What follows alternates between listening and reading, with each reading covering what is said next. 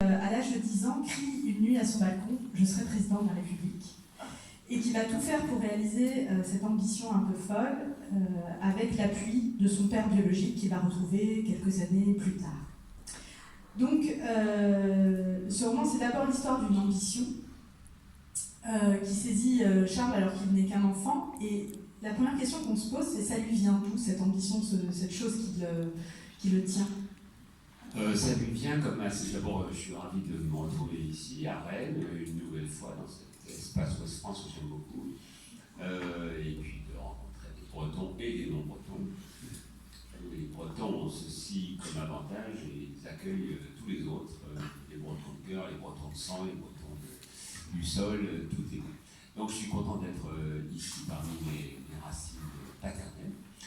Et en effet, assez souvent, chez les jeunes enfants, puis plus tard les préadolescents, les adolescents, l'ambition ou le ressort intime peut venir d'un handicap. Et en l'occurrence, son handicap, c'est qu'il a beaucoup de mal à se lier aux autres. Il est très sauvage, très timide. Il n'arrive pas à avoir d'autres amis que ceux qu'il rencontre dans les livres. Ça, c'est quelque chose que j'ai connu quand j'étais petit. Et donc, son idée, dans ces cas-là, on a souvent, vous savez, on ne dit rien. Alors, on voit cet enfant, il ne s'exprime pas, on dit oh là là, qu'est-ce qu'il va devenir ce petit garçon? J'ai entendu ça sur moi, de la part de professeurs, etc. Ça vous dope énormément quand on entend ça. Mais on est dans son univers, on le crée, et on a envie d'aller beaucoup plus haut que tout ça. Et on a envie d'aller très très loin. Et donc, voilà, lui, Charles, c'est ça, son désir, c'est de voler un peu comme les albatros, plus haut que les autres, et de se retrouver ailleurs, en tout cas plus haut. Du coup, le personnage lui-même est très lettré, il vit beaucoup dans les livres, ça fait partie, et il s'inscrit dans la tradition littéraire des ambitieux, comme Rastignac ou Lucien de Rébonpré chez Balzac, ou Georges Roy, le bel ami de Maupassant.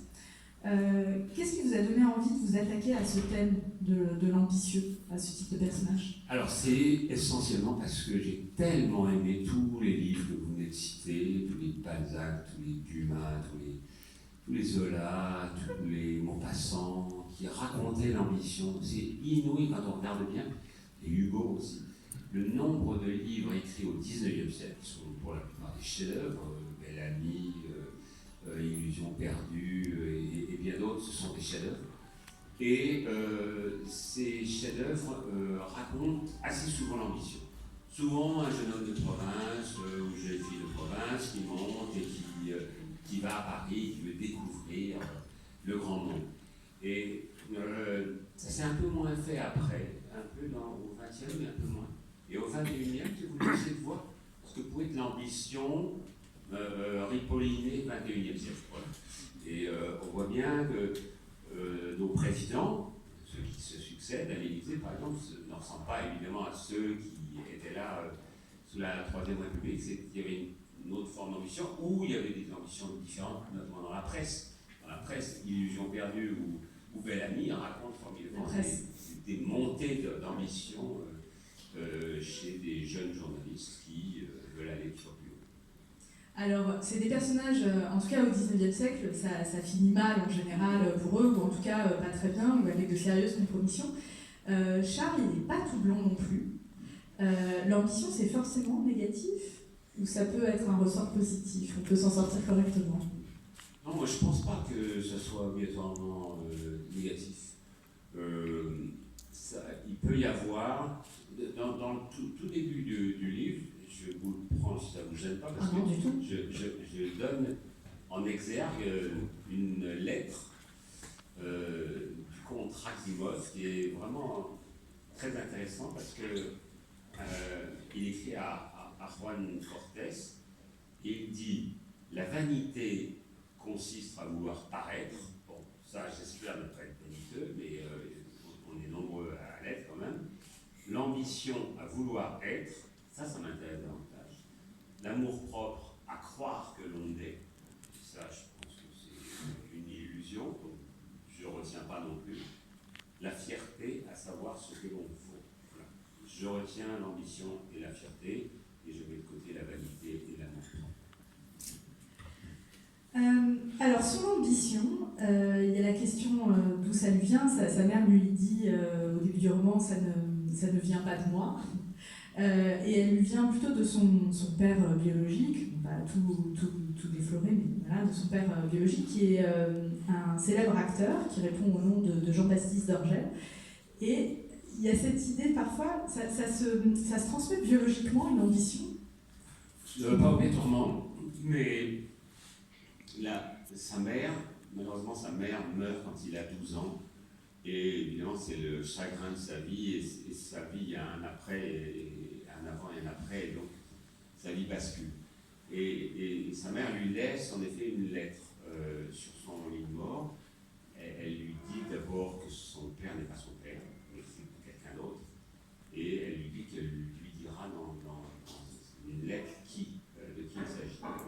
Et en effet, c'est une femme qui était un petit peu, peut-être, coquette, qui était très belle, que les hommes adoraient, et elle se laissait approcher, tout ça. Et donc, elle a bien vu que son fils ne vivait pas ça bien. Parce que en général, les enfants sont très jaloux. Et ils n'aiment pas de voir ces assauts masculins auprès d'une femme aimée, qui plus est, et leur mère. Et donc, il voit bien, et elle voit bien que ça l'énerve. Et donc, elle lui explique que, voilà, en effet, son ambition à elle, peut-être c'était le paraître, à l'époque, mais que s'il y a quelque chose en lui qui le pousse à devenir Bonaparte ou président de la République, comme il en parle, il commence à en parler, c'est que ça vient d'ailleurs. Mais il peut y avoir des ambitions qui, évidemment, qui ne sont pas transmissibles. Alors, il rencontre son père biologique, et son père biologique, il tient à lui transmettre une histoire qui est celle de son propre père. C'est une histoire de père en fils. Donc son propre père Guillaume, et qui est une histoire qu'il n'a jamais partagée avec personne auparavant. Pourquoi c'est si important de lui transmettre cette histoire, de lui dire l'histoire de son père? Il découvre à peu près tout. Si vous voulez, cet acteur, c'est un immense acteur de théâtre. Je ne sais pas, on pourrait comparer à Gérard Philippe, ou je ne sais pas, aujourd'hui, un genre Arditi, comme ça, vous voyez, quelqu'un qui était très très très très connu, et qui, à la suite d'un petit problème, s'est retrouvé un peu moins connu, et lui-même a eu la révélation que son propre père, alors lui, il a eu un destin tragique, et au lieu de mettre en avant ce destin, d'en parler dans les interviews multiples auxquelles il a fait face, il a à chaque fois éludé. Il a parlé d'une manière très rapide, très cursive de ses parents à lui. Et donc, il vit ça comme une forme de faute, quoi. Il a un remords, et quand il voit cet enfant qui découvre assez tardivement, qui est donc le petit Charles, il se dit que Charles va porter l'étendard de cette fierté, et va oser dire des choses, et va oser revendiquer sa descendance, son ascendance. Et donc,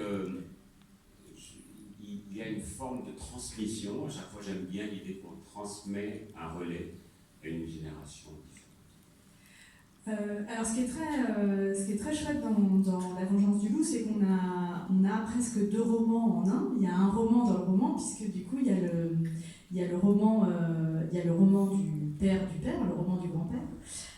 Et cette partie-là du roman, qui occupe à peu près quand même, deux parties entières, elle nous plonge dans l'Algérie coloniale des années 40, D'où elle vous est venue l'inspiration pour cette histoire?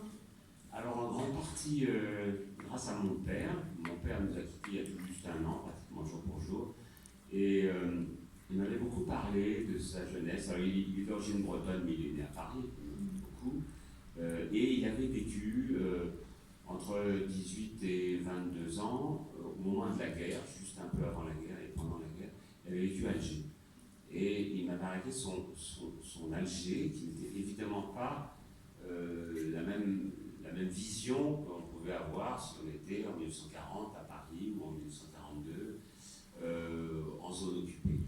Et donc, j'ai trouvé que cette période était très romanesque parce qu'il y avait des luttes de pouvoir qui étaient très fortes. Alors, les nazis n'étaient pas là, mais ils existaient, la milice s'infiltrait, mais il y avait surtout des luttes de pouvoir entre l'amiral Darlan, qui avait été très fugacement président du conseil du maréchal Pétain, il y avait le général Giraud et il y avait le général de Gaulle. Et ces trois personnages détestaient les uns les autres, des gens de haut niveau dans l'armée française, mais qui se détestaient les uns les autres. Et toutes les prémices de ce que sera la reconstruction et la redistribution des cartes en France, après la libération par les Américains, tout ça commence à agir.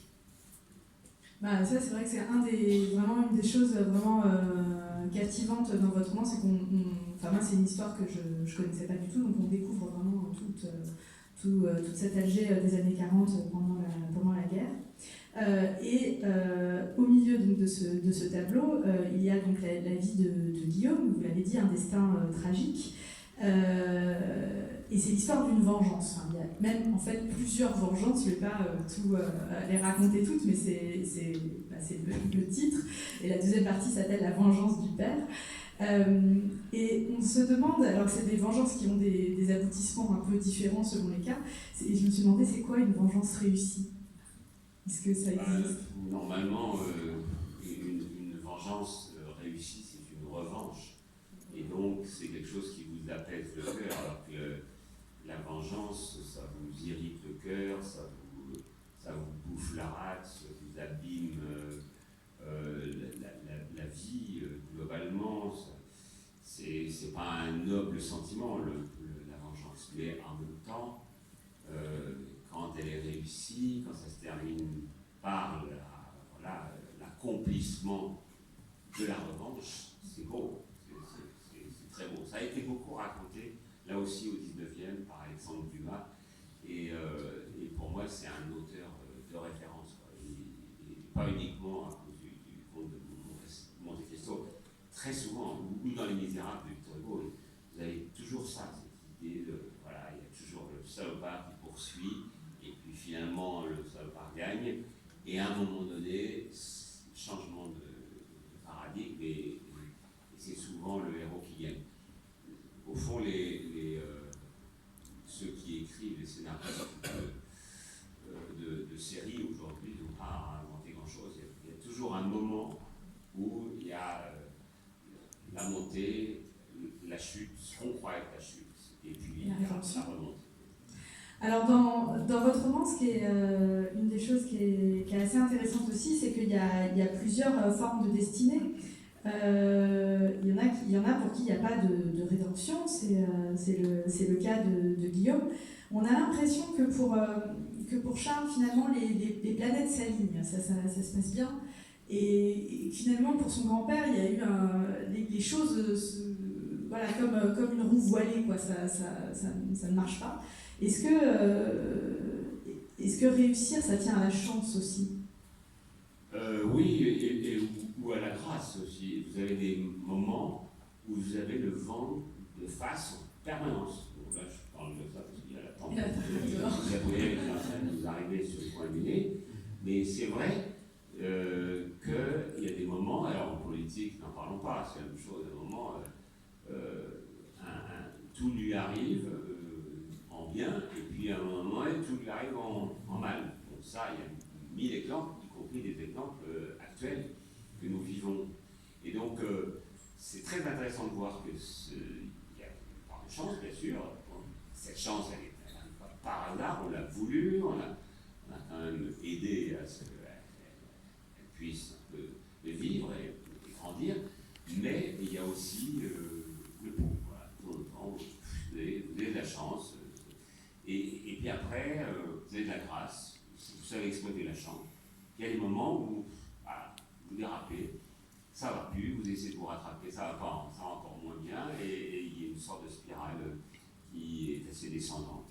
C'est intéressant à observer, enfin comme journaliste, ça m'a toujours passionné dans les affaires politiques de regarder ça. Et dire, tiens, celui-là, tout d'un coup, il a le bon karma, et puis après, hop, c'est passé sur quelqu'un d'autre, souvent. Alors, puisqu'on en parle, en plus du père qui va le soutenir, il y a un autre personnage qui va jouer un rôle déterminant dans son ascension, enfin dans l'ascension de Charles, c'est Victor Ex-Braia, qui est d'abord ministre de l'Intérieur, puis qui devient le 6e président de la Ve République, exactement comme Nicolas Sarkozy. Est-ce que Nicolas Sarkozy a influencé la création de ce personnage, ou c'est plus un jeu que vous menez? On se pose la question du roman à clé. Oui, à chaque fois j'essaie de brouiller les pistes. Disons qu'il y a un peu de Sarkozy, il y a un peu de Macron, il y a moins de Hollande, je reconnais, mais il y a un peu de Chirac, un peu de Mitterrand aussi. Mais dans le côté contemporain des choses, il y a un peu de Sarkozy, un peu de Macron. Ça m'intéresse de voir comment ils ont eu envie d'y arriver, pourquoi ils ont eu envie d'être président, alors qu'aujourd'hui, quand vous êtes président, vous ne récoltez en général que des colibets où on vous guillotine sur les ronds-points. Enfin, mais il y en a qui veulent continuer. Et il y en aura toujours autant. Hein. C'est assez étonnant de voir que voilà, c'est quelque chose qui n'est pas uniquement éminemment français d'ailleurs, et pas uniquement éminemment politique, puisque dans toute association, il y a toujours un président qui se fait déposer par son vice-président, ou pour son secrétaire général, ou son trésorier, et voilà, c'est comme ça. Et ça m'intéresse de savoir comment on y pense tous les matins en se rasant ou pas, qu'est-ce qui fait qu'il y a un petit déclic qui fait que, hop, tout d'un coup, vous sautez, vous ne pensez plus qu'à ça. Parce que ce sont des bêtes qui ne nous ressemblent pas, qui sont des gens hors normes, mais qui ne ressemblent pas non plus à votre personnel politique, régional ou local. C'est des gens qui peut-être parfois entendent des voix et qui vont très haut. Je me souviens d'une élection il y avait plusieurs élections qui m'ont passionné, présidentielle. Là, cette fois-ci, toujours avec le recul de l'observateur. 74, pourquoi? Parce qu'il y a la mort d'un président, et là, vous avez 5 semaines pour faire campagne. Et ça, c'est assez passionnant, parce que ça ne se prépare pas longtemps à l'avance, des écuries, des machins. C'est le meilleur qui va gagner au bout de 5 semaines. Et là, au départ, Giscard est à 9% dans les sondages, Chaban à 31%, Mitterrand à 45%, ça va se terminer par un 51 et 49% pour Giscard. Et donc, cette campagne-là a été passionnante. La campagne de la dernière a été passionnante, pour toutes les raisons que nous avons vécues, parce qu'il y avait un rebondissement par jour.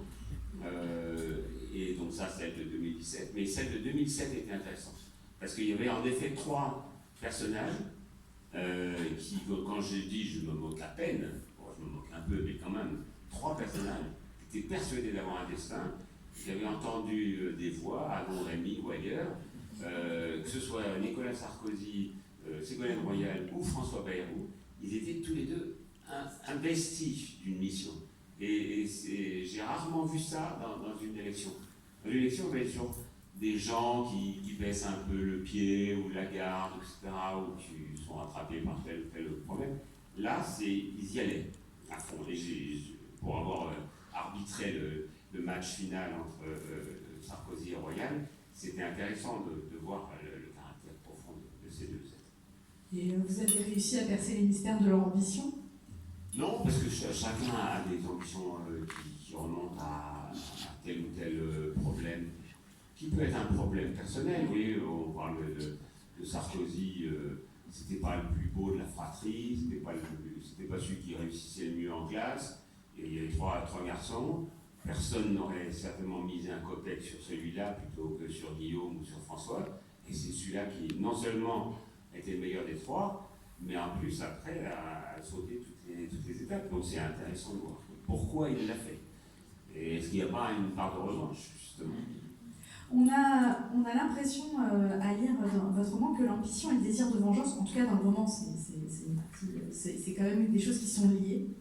Est-ce que la première peut aller sans la seconde? Est-ce qu'on peut être ambitieux justement sans désir de revanche, sans désir de vengeance? Oui, heureusement. L'ambition pure.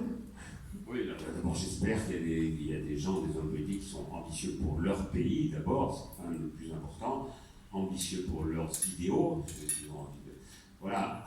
Ce qui est toujours décevant avec les hommes politiques, c'est qu'ils sont assez chouettes dans la conquête du pouvoir, ils sont moins passionnants dans l'exercice du pouvoir parce qu'ils souhaitent le garder. Donc, pour le garder, ils sont capables parfois de reniements ou de petits arrangements avec la. Et ça, bon, je reconnais que moi, personnellement, ça m'a toujours un peu déçu. J'adore la politique, mais ça, c'est une des choses qui, en politique, m'a toujours déçu.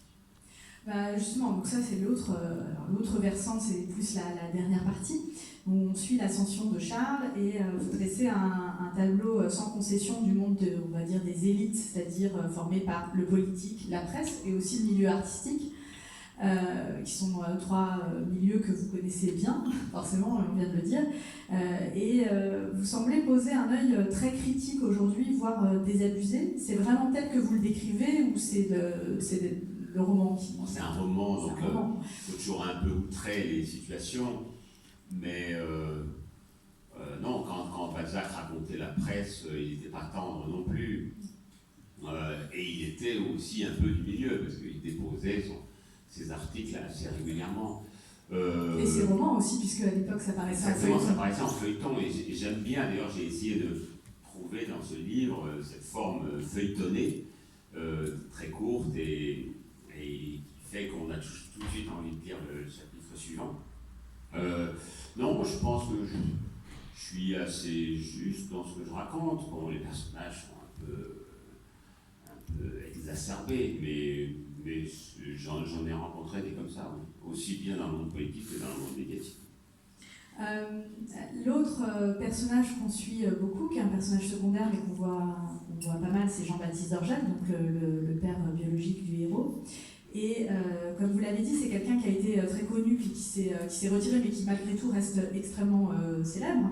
Il jouit d'une très grande notoriété et on peut voir ce qui peut lui en coûter au quotidien ou les difficultés que ça peut avoir. Comment ça se passe pour vous aujourd'hui? C'est quelque chose qu'on a du mal à mesurer en tant qu'anonyme, je trouve, de pouvoir pas rentrer dans une pièce dans un restaurant sans que tout le monde vous reconnaisse. Non, mais ça c'est d'abord la lumière, c'est beaucoup adouci, et ça j'en suis vraiment heureux. C'est vrai que quand vous êtes dans la phase d'extrême notoriété, vous avez une surexposition. Voilà, une surexposition, vous êtes toujours sous les flashs, sous les projecteurs, etc. Votre vie privée est scrutée, le moindre de vos faux pas. Donc, c'est jamais drôle. Et or, les gens pensent que c'est un bonheur et qu'on a voulu ça. En fait, non, on a voulu être journaliste ou artiste ou musicien ou écrivain. Et après, si le succès vous tombe dessus, on s'en plaint évidemment pas. Mais on n'est pas à la recherche effrénée de notoriété. Il y en a quelques-uns, mais pas tout le monde. Et parfois, en effet, ça gâche les choses. C'est vrai que vous arrivez à la gare de Rennes, même 10 ans ou 11 ans après avoir présenté votre dernier journal télévisé, si vous vous retrouvez tout seul, et si vous n'avez pas tout de suite quelqu'un qui vient vous parler et qui vient vous chercher, tout ça, là, vous avez le droit à plein de sollicitations, mais qui sont toujours des sollicitations très, très gentilles.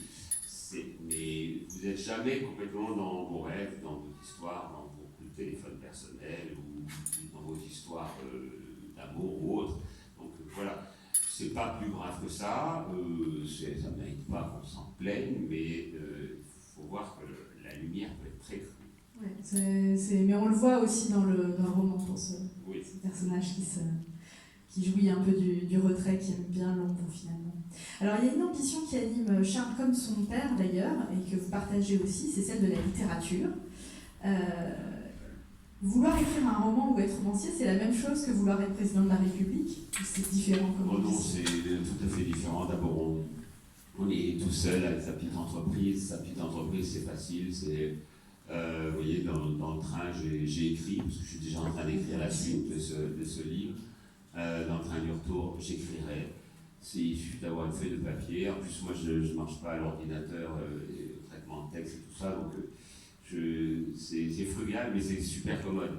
Vous avez une feuille blanche, un stylo et un éditeur. Point final. Alors que quand vous voulez devenir président de la République, il faut avoir un financement, une écurie, des soutiens, etc., parfois un parti. Non, c'est tout à fait autre chose. Mais parce que, par exemple, si on prend Victor Hugo, c'est parti qui était politique aussi, c'est parti d'une ambition très forte de je serai Chateaubriand ou rien. Ça peut faire parfaitement raison. Il avait ce désir très jeune d'être très haut dans son ambition à lui. Bon, son ambition, elle était quand même d'abord littéraire. Quand il dit je serai Chateaubriand ou rien, il était très jeune. Et c'est vrai qu'après, il va faire la politique. Puisqu'il sera à la fois, il sera député, mais il sera aussi sénateur, pair de France. Et donc, lui, il a tout cumulé. Il a tout cumulé. Et c'est un beau portrait, évidemment, à suivre et un exemple à observer. Mais vous aussi, d'une certaine manière, parce que comme vos deux héros, Jean-Baptiste et Charles, ils renoncent assez vite à la littérature pour les autres activités, mais pas vous. Vous, ça s'est toujours cumulé avec votre activité de journaliste. Qu'est-ce qui fait qu'on laisse tomber ou qu'on continue? Alors, j'ai pris un peu de recul par rapport aux journalistes. Je continue à faire une émission sur CNews, une émission littéraire. Je fais une émission aussi sur France 5, mais là aussi, c'est une émission artistique, ça s'appelle Une maison, un artiste. Qui vient essentiellement l'été, et je n'apparais pas, je suis directeur de collection, je suis narrateur, je fais toujours des interventions dans une émission sur RTL de Marc-Olivier Fogiel, on refait le monde, et l'essentiel de mes activités maintenant, c'est plutôt de faire des concerts lectures, c'est-à-dire que je récite soit des poèmes, soit des textes, et je suis accompagné d'un pianiste, d'une harpiste ou d'une violoncelliste. J'aime beaucoup ça. Je fais également des mises en scène d'opéra. J'ai réalisé un film, justement en Bretagne, qui s'appelle Mon frère Yves, d'après Pierre Loti, avec Thierry Frémont. Je fais des choses très variées, et je fais plus maintenant sur la création que sur la transformation. Donc, sur le journalisme. Ma question elle était plus sur comment est-ce que vous n'avez jamais cessé d'écrire en fait. Comment quand on est à la tête d'une grosse machine comme le JT, comment quand on cumule tout un tas d'activités, qu'on a aussi une vie de famille, comment est-ce qu'on garde cette ambition d'écrire et qu'on se dit pas parce qu'il y a beaucoup de gens qui ont envie d'écrire des romans qui disent un jour et puis ça reste un peu sur le côté quoi. Alors ma chance c'est que j'ai commencé par ça. J'ai commencé par ça parce que je commençais assez jeune. Mon premier livre j'avais 17 ans, j'étais à Strasbourg. Il a été publié plus tard, ça s'appelait sous le titre Les Enfants de l'Aube. Et donc, après, j'en ai écrit un deuxième juste dans la foulée, Deux amants. L'envie n'était pas de publier, d'ailleurs, j'écrivais pour moi. C'est bien plus tard que je les ai publiés, mais quand même, à partir du moment où j'avais ça, j'avais ce désir très fort d'aller jusqu'au bout. Alors, bien sûr, comme toujours, quand on commence un métier, on lit beaucoup moins et on écrit beaucoup moins, mais très vite le démon est revenu et j'ai réécrit, et j'ai peut-être même trop écrit, je ne sais pas, parce que j'ai beaucoup écrit. Beaucoup, voilà. La liste est impressionnante, ouais. Il y a beaucoup de livres à découvrir encore. Je me suis demandé en lisant, à 10 ans, c'est quoi le défi que vous vous lanciez à vous-même dans la nuit? C'était le journalisme? Quand j'avais 12 ans, quand j'avais son âge, je voulais être Bonaparte, justement. Bon, elle aussi était très timide, tout ça, c'était une façon... Je m'imaginais mais Bonaparte jeune, je voulais être Bonaparte quand il arrive à Brienne, le château, il a cet accent épouvantable, tout le monde se moque de lui, il se retrouve dans un endroit où il fait moche, et des batailles de boules de neige... Et ça me passionnait cette idée-là. Et puis après, les écrivains, puis après les héros des écrivains, puisque comme je n'avais pas d'amis, je les trouvais dans dans les livres que je lisais. Et ça, ces héros, ça devenait mes amis, quoi. Au fond, j'avais envie de leur ressembler ou de les connaître.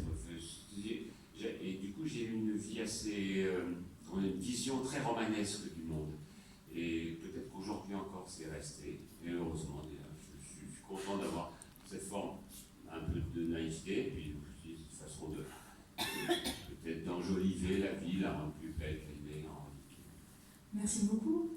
Je vais vous laisser la parole pour poser vos questions. On a un petit quart d'heure encore d'échange en public avant la dédicace, donc n'hésitez pas si vous avez des